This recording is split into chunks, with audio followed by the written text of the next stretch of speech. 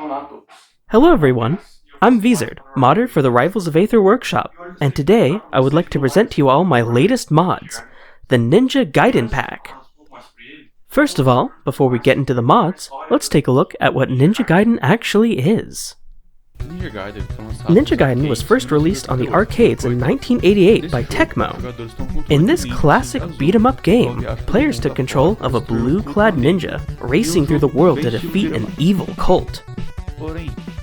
However, Ninja Gaiden really made its name when the title came onto the NES later that year. Instead of being a beat-em-up like the arcade version, this game was a fast-paced action platformer. Players controlled the ninja Ryu Hayabusa on a journey to learn the fate of and avenge his father. Players would go from stage to stage, slashing enemies, using a variety of power-ups, and making great use of Ryu's wall jump to navigate through breathtaking locations, all while listening to the absolute best chiptune sounds the NES could offer.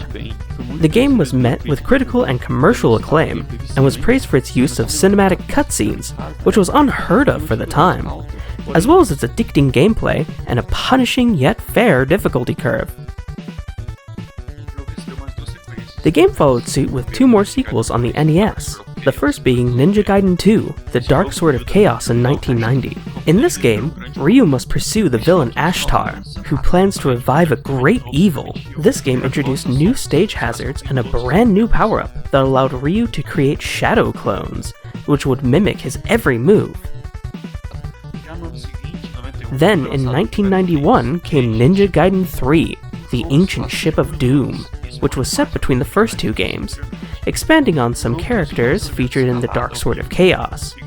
This game brought new surfaces Ryu could climb, auto-scroll areas, an upgradable sword, and even gave Ryu a voice.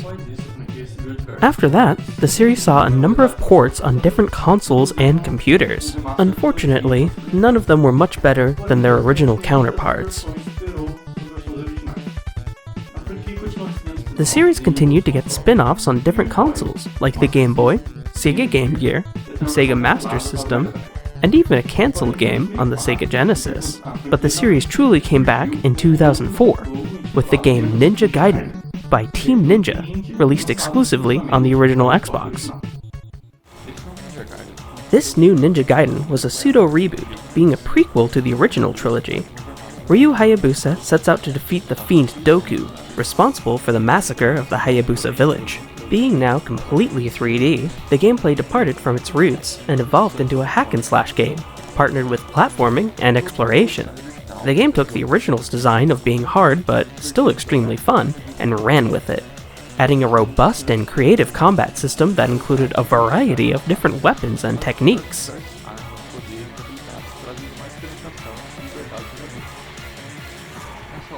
This masterpiece of a game was later re-released as Ninja Gaiden Black, and later Ninja Gaiden Sigma on the PlayStation 3, before receiving two more sequels.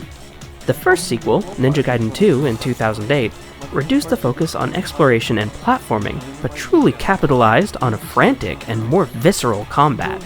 The game was also re-released as Ninja Gaiden Sigma 2.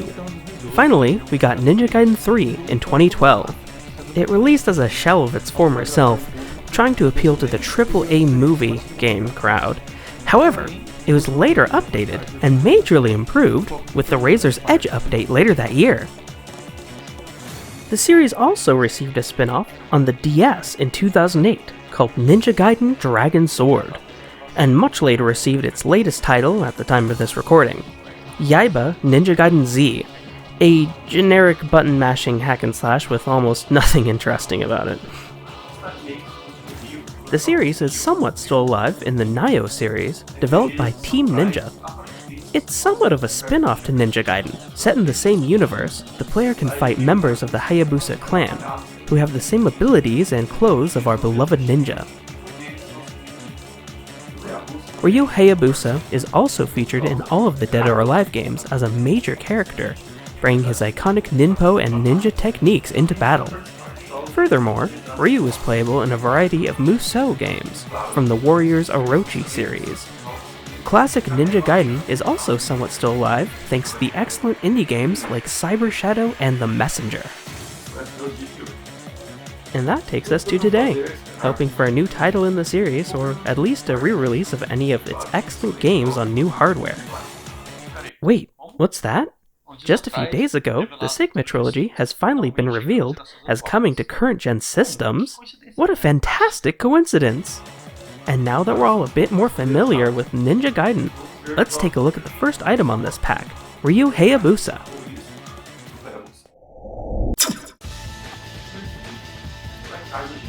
First and foremost, the original Ryu idol sprite was made by Dimpsu on DeviantArt. They gave me full permission to use this sprite as a base and build upon it. Additionally, most of his animations received quite a lot of constructive feedback from my good friend Super Sandbag, who also handled the base for some of Ryu's animations and even his battle portrait. They're even dubbing me right now! Thank you so very much! Also, please keep in mind that, with future patches and updates, some of his moveset and design could change. We can't really say for sure, but please keep that in mind if you're watching this in the future, or if a certain tech is found out.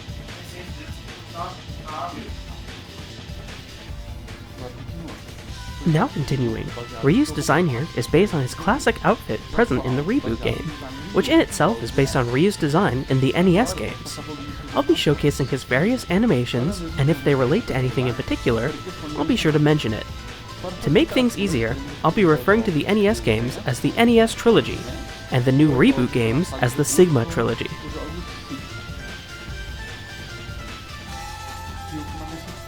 Ryu stands calmly in his idle, walk, and crouch, just like a ninja should. His dash animation comes from his dash on the NES games. His first jump from the Sigma trilogy, and his double jump is a reference to both of these sets of games. Ryu uses his guard stance from Sigma as his parry animation. Ryu has a unique mechanic where he doesn't have a normal wall jump or wall cling, but instead a wall climb, very similar to the one in the NES trilogy.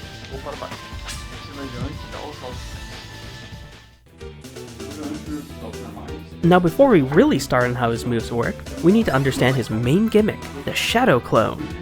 Coming straight from Ninja Gaiden 2 on the NES, by using End Special, Ryu summons a Shadow Clone. The clone takes on an 8-bit palette, and it's also semi-transparent. After all, it's just a Shadow Clone. The clone will mimic all of Ryu's normals, and if you use End Special again, you can use it to bring the clone closer to Ryu.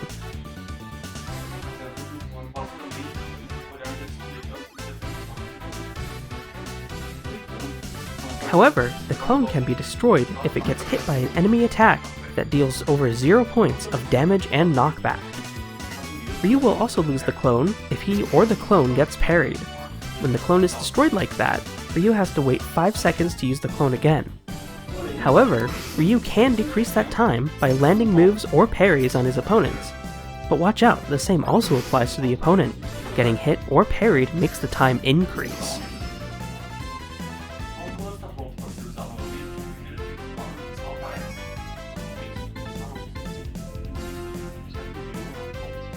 Ryu's jab is a 3-hit combo known as the Tiger Roar in the Sigma games.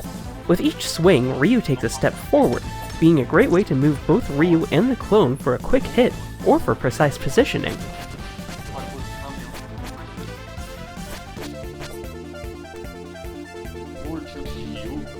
Ryu's F-tilt is based on the classic sword slash from the NES trilogy. Ryu quickly swings his sword in front of him. It's a great way to get the opponent off you while throwing them at a certain distance, which can be followed up with the clone, or back to you in the clone's case. His D-tilt is the sweeping kick from Sigma. Ryu slides forward with a quick and weak hit. The move can be a bit hard to follow up properly, but when used alongside the clone, it can be a great way to intercept the opponent, and also position the clone for a future action. This move can also be completely cancelled when going off stage, so use that to your advantage. U-tilt is an original move. Ryu simply raises his sword upwards, hitting anyone above his chest. The main use of this move is the transition between grounded and aerial combos. All of Ryu's tilts can be cancelled from a jab 1 or jab 2. If done fast enough, you can even gain a bit of a horizontal boost. Ryu's dash attack is somewhat based on the flying swallow technique. In the Sigma games, Ryu jumps directly at the enemy and slashes, and it works the same here. Ryu even has an after effect when using the move. This move is one of the best ways to quickly maneuver the clone. It also has a unique property where, if used off a stage, Ryu will keep his horizontal momentum and vertical position, but will still cancel the move after it's used. Ryu's Nair is the classic jump and slash power-up from the NES games. Ryu spins around with his sword, doing a quick but weak hit. However, just like in the original game, Ryu can keep spinning as long as you hold down the button. This is also a great way to create a lingering stationary hitbox with the clone. Fair is the basic Blade of the Empty Air from Sigma. This move comes out quickly, with nice range. However, it's lacking in knockback, so this is used more as a combo tool rather than a kill move. Bear, on the other hand, is the Thunderclap Kick, also from Sigma, and this one packs a punch, or kick, I should say. It's a two-hit move. The first hit catches the opponent, and the second is the launching strike. This move is a great KO option. However, just like in his games, this move requires precision. It can also benefit greatly when used alongside the clone, for instance for kills or launching for follow-up combos. U-Air is another original move, where Ryu quickly swings his sword upwards. This move has great combo potential, and it's also a great combo starter when used in conjunction with the clone. For his last normal, Dare is one of Ryu's most versatile tools. This move is also somewhat based on Flying Swallow, specifically the version used by Ayane in Sigma 2. Ryu dives down diagonally in the direction you're holding. It has a spike hitbox at the start of the move, and a more general angle for the rest of the move. This move can be edge cancelled for great maneuvers, while also being extremely good when used with the clone. It's not only a fast way to have the clone attack, but it's also great for moving the clone around for future combos. Now for Ryu's Strongs. They have a gimmick of their own. The more you charge them, not only do they get stronger, but they also gain more travel distance, and you can charge them for much longer. You can notice it here, just like in the Sigma series. When the aura around Ryu is blue, it means he's charging the strong. Once it reaches orange, it means the move has already reached max charge. The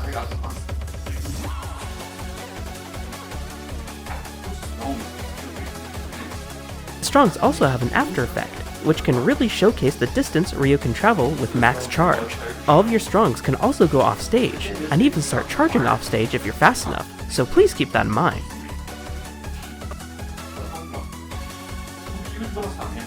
Not only that, but for balancing reasons, the Strongs performed by the clone have a different property. Instead of being a strong launch hitbox, they instead stun the target for a little bit and always send them the same distance regardless of their percentage. They are also excellent ways of moving the clone around in different directions, all related to the direction of the Strong itself. F-Strong is the classic blade of the undefeatable maneuver from Sigma, the basic charge move from that game. Ryu charges his sword and lunges forward. This is a very strong kill option that sends horizontally, and the more you charge, the further Ryu travels. U-Strong is the classic launcher in Sigma, the Azure Dragon. Ryu charges forward a little bit and jumps up with a crescent slash. The first frames of the attack are much stronger than the rest, so use that to your advantage. The more you charge, the higher Ryu will travel, so you can catch opponents even on the tallest platforms. The D-Strong is very different from the other moves. Ryu jumps up and strikes with the Helmet Splitter, a powerful technique from the Sigma games. The falling hitbox of the move is a very powerful strike, though the landing hitbox can still send opponents quite far. The most important point about this move is that not only can Ryu jump higher with the more you charge, but if you hold down the analog stick, Ryu will pass through non-solid platforms, thus being a great way to catch opponents off guard, or even as a powerful suicide maneuver. Now for Ryu's specials. They all have a bit more to them than you may initially think, which truly makes them special. Ryu's F special is the classic Shuriken Throw, present in pretty much every Ninja Gaiden game. Ryu gets ready, and a shuriken appears in his hand. If you just tap the button, Ryu throws a fast but weak basic shuriken. However, if you hold down the button, Ryu then has the iconic Windmill Shuriken. This one is slower, but more powerful than the regular shuriken. You can also throw each of them in different directions, forward or diagonally up or down. Just take a look at the arrow in front of Ryu. The most special thing about this move, however, is that if you throw any of your shurikens at your clone, you'll instantly teleport to its location. This allows you to set up even more complex combos, retreat or go in for the offense, trick your opponents, or even just recover. This is one of Ryu's most important abilities, so it's always a good thing to have a clone on the field. Keep in mind that destroying a clone like this won't affect its cooldown. Next is Ryu's D Special, one of his most iconic Ninpo spells, the Fire Wheel, present in both the NES and Sigma games. During this move, Ryu will strike a pose, and fire orbs will circle around him. This is in fact a counter move, but one that works a bit differently. Let me explain. If Ryu gets hit while the fire orbs circle around him, he'll emit a small fire wave that pushes enemies from him. Notice how there's now an orange aura around Ryu's feet. This signifies that Ryu has Max Essence. Max Essence makes Ryu's next strong move have full charge right at the start. You can keep charging the move for better timing, or even reset its timer by pressing parry. Though Ryu will lose the Max Essence if his strong gets interrupted or he gets parried. Another thing to note is that if you successfully activate the parry, Ryu will fully recharge his clone cooldown. There is an additional way to gain Max Essence, however, which is to teleport to the clone while you're charging or about to charge a strong. This maneuver requires a lot of precision, but it's extremely useful. In fact, this technique is based on the Essence charge from the Sigma games. In those games, each enemy Ryu defeats drops Essence, which can restore his HP or currency. But if you charge any of your techniques there, Ryu would then use those essences to charge his attack, rather than using it to restore his HP or currency.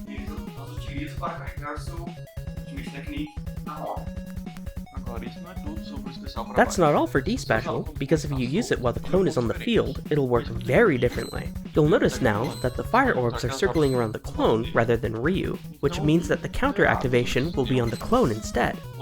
However, now if the clone gets hit while the counter is active, instead of powering up Ryu, the clone will instead blow up in a very powerful explosion. The opponent now needs to think twice before blindly attacking the clone.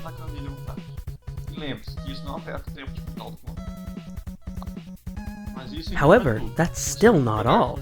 If you throw any of your shurikens at the clone, and right before hitting it you activate D Special, your shuriken will then trigger the counter, thus blowing up the clone by itself. This maneuver is extremely powerful, but again, extremely difficult to pull off. Once again, keep in mind that when the clone is destroyed like this, its cooldown won't be affected. Now last, but certainly not least, we have the beautiful, the amazing, the incredible, the Izuna Drop! This move was first used by Ryu in Dead or Alive actually, but it truly became a legend in the Sigma series. Ryu would launch his foe upwards, juggle them a bit, and then grab them for the powerful Izuna Drop, just like in the source material. Here, Ryu lunges upwards with his arms open, and if he doesn't come into contact with anyone, he'll go into pratfall. However, if he does grab someone, Ryu and the foe will both go up and then go plummeting down, finishing in an extremely powerful explosion. You can also use this move to suicide with your opponent, though keep in mind Ryu always dies first, and some characters can still make it back if you dive onto the bottom blast zone. Another little quirk of this move is, if you happen to connect with your clone, the clone will blow up and send Ryu way higher than normal. If any opponent gets caught in that explosion, then they'll instantly be grabbed by Ryu. These were all of Ryu's moves. I hope this made it easier to understand Ryu's many strengths and skills. Ryu is a deadly fighter that can control the battlefield with his clone, teleportation, and long-range strong moves. However, just like in his games, to really succeed, you'll need to be extremely precise and aware of your surroundings. Using the stage layout to maneuver with dash attack and down air, and positioning the clone properly are key to Ryu's playstyle.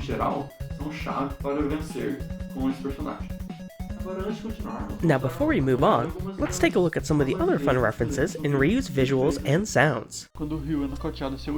If Ryu gets KO'd on his last stock, the classic Game Over jingle from the NES games will play. The clone not only has 8-bit shading, but also uses 8-bit sound effects for various moves and actions, all of them coming from the NES trilogy. Ryu's revival platform is a Talisman of Rebirth from the Sigma series. In those games, if Ryu possesses a Talisman of Rebirth and gets killed, he'll be instantly revived. Ryu isn't one to mock his opponents, which is why his taunt is a basic, whatever, motion, while the lose a life jingle from Ninja Gaiden 2 on the NES plays. However, if you have the clone out, both of you can taunt together. Ryu enters into battle via a tornado. This is based on the same animation Ryu uses on the start of each stage in the arcade game. Ryu's costumes are all explained in-game using the Great Alt template made by the extremely talented creator Hyuponia. The link to the template will be in the description. Let's go through them real quick.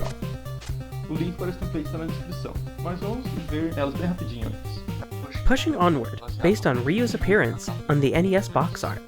Sea Shallow, sort of based on Irene's palette on the NES games. Slice and Dice, based on the enemy ninjas on the NES games. Master Ninja, based on Ryu's design on the Sigma games. Killer Kunoichi, palette based on the Ninja Ayane. The basic Abyss recolor, the basic Early Access recolor, both from Rivals of Aether. Sigma Warrior, based on the Fiend Hunter Rachel. Shrine Maiden, based on Ryu's apprentice Momiji. The Shooted, somewhat based on Ryu's appearance in Dead or Alive 2. Masked Devil, and Duel of Death. Both of these are based on the opening from the first NES game, referencing Ryu Hayabusa and Bloody Mouth. Graceful Liberty, based on one of the 4 great fiends, Alexi. This ult was also made for at the request of the top Ryu player. Shadow Walker and Biometal are both based on alternate costumes Ryu can use in Ninja Gaiden 2. Now let's take a look at Ryu's home stage.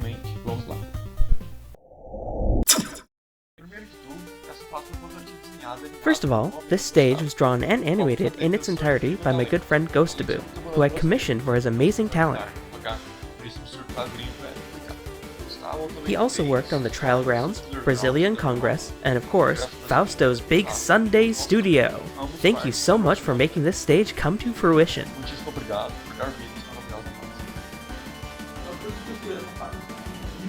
Now, for why I went with this stage.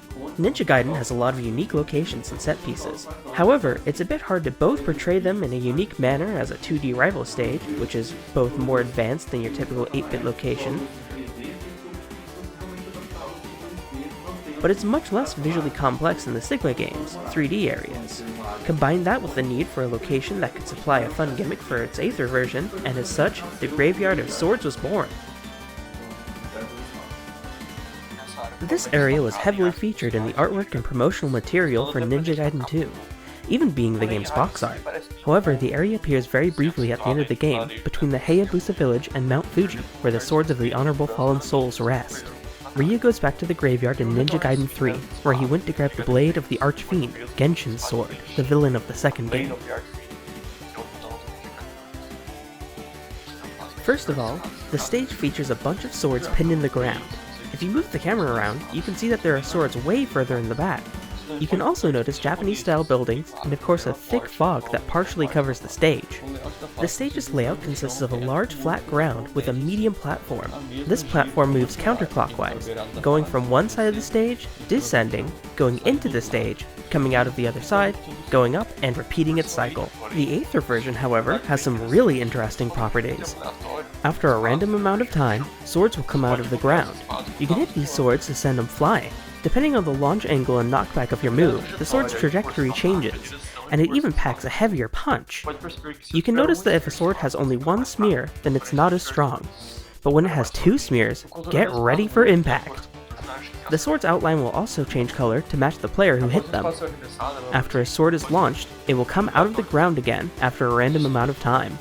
However, that's not all. As you'll see with the moving platform, from time to time when it comes out of the stage, it might have something in its pedestal. Yes, it's the Dark Dragon Blade, the sword used by Murai at the end of Sigma.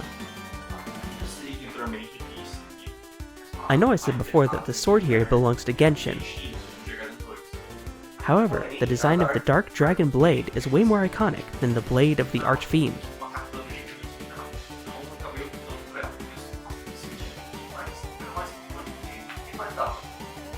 This sword packs a much stronger punch than your regular sword. It functions like any other sword, with launch angles and distance depending on the attack hit.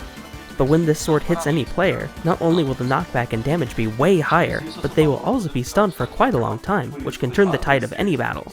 Make sure you're the one throwing it at your opponent. Now for the stage's music. The main track for this stage is an arrangement of the classic Unbreakable Determination theme from the first Ninja Gaiden on NES. This track serves as Ryu's main theme in most of his appearances in crossover games, like in the Warriors Orochi games. The arrangement titled Infinite Determination was made by the great extremely disinterested Radish. They went with an over-the-top Eurobeat techno direction that works surprisingly well with the track's melody. This same track is also used as Ryu's victory jingle, as well as the gameplay portion of his trailer. If you wish to check out the full theme, the link is in the description. The other arrangement is a melody of sorts from Ninja Gaiden Shadow, the extremely underrated Game Boy title. It's an arrangement from Stage 1, Stage 2, Final Boss, and Ending themes. The arrangement was made and shared by cyupanon on YouTube, and put together and featured in this stage with their permission. Their arrangements are also available in the description down below. The final two tracks are original renditions. First is Alma Awakened, from the Ninja Gaiden reboot, a great musical theme that plays against the second Alma battle.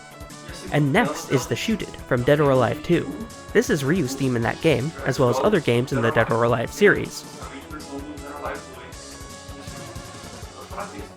Now, those that followed my workshop journey for some time know that I've made other Ninja Gaiden stages in the past, one being based on the first NES game, and the second based on the TurboGrafx 16 port, which was tied with the old Ryu mod. Well, both of these stages are receiving quite an update, including music tracks that actually loop properly, animated background elements with proper parallax effects, a more balanced color palette, visual and layout changes between the basic and Aether versions, and a unique template made once again by Hyuponia, which allows you to select which track you want to be played with your right analog stick at the start of the match. No more resetting until you get that theme.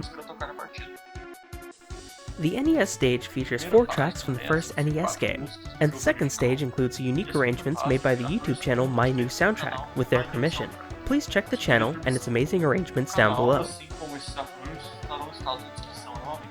The 3 Ninja Gaiden stages featured their respective logos and also a little music icon, which signifies that these stages featured the Music Select Pick tool mentioned before. Thanks to Super Sandbag once again for coming up with the idea and icon.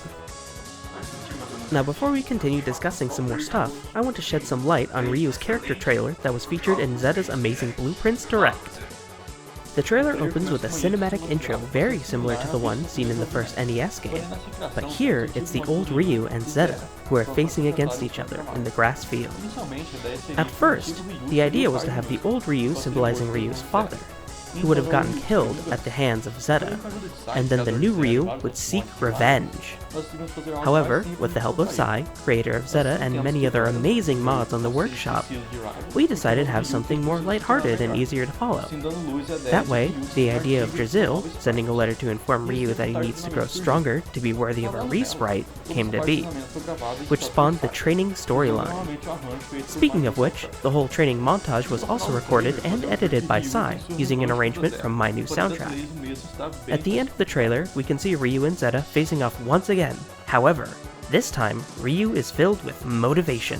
Before we end things off, there's a couple of small mods I want to share as well. The pack also comes with 2 buddies. The first is a gameplay buddy, which gives every character Ryu's D special in a way. If you land a parry, your next strong will be charged to the max. Check out the little orb under your feet to know if it's active. Try to use that with characters that have significant differences when fully charging a strong. Next is the Ryu Hayabusa Evolution. Use this and a little Ryu will follow you around. This Ryu will change appearances each time you taunt, changing to another 2D Ninja Gaiden game and Ryu sprite, followed by the game over jingle from each game.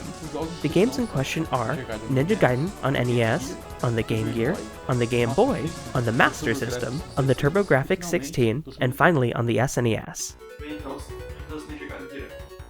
Well, with that, we conclude this Ninja Gaiden Direct. This Ryu Hayabusa rework has been in the works for quite some time, and I'm proud of finally releasing a character with fully custom sprites that actually look and animate well enough to be enjoyed by everyone. Now you might be asking, what's next? What about Brazil? Well, I myself don't have those answers either. For now I have a couple of Rivals commissions on the horizon, and maybe even some personal game projects in mind. But I can say that I do have a future mod in mind, and we'll see how that will work. But don't worry, I'll still be here, making and enjoying workshop content, and hopefully getting better and better with each and every new mod.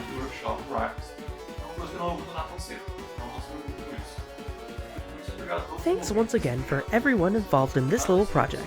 I couldn't have done it without you. Special thanks to Ghostabo for creating all of the visuals in Ryu's stage. Extremely disinterested Radish for knocking it out of the park with Ryu's new arrangements.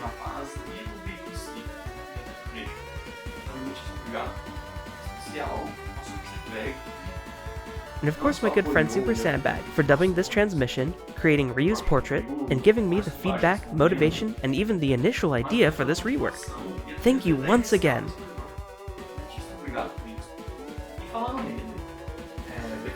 Speaking of Sandbag, they just had a direct presentation covering their latest character and stage. So if you came from their presentation, thank you for also checking this one out, and I hope you had fun and enjoyed watching it. And thanks to everyone who's watching right now. I hope you had a great time learning about Ninja Gaiden and the mod pack as a whole. I'll see you all next time, and I hope you enjoy the Ninja Gaiden Pack.